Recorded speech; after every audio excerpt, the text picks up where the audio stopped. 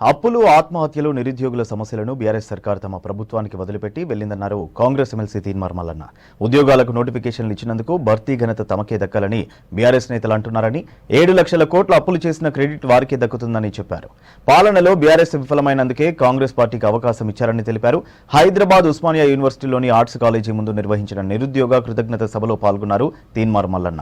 మేనిఫెస్టోలో ఇచ్చిన హామీలను కాంగ్రెస్ సర్కార్ అమలు చేస్తుందని చెప్పారు.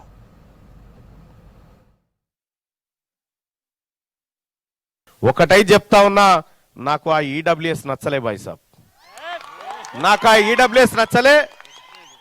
ఆ ఈడబ్ల్యూఎస్ పని ఖచ్చితంగా ఖతం చేస్తా.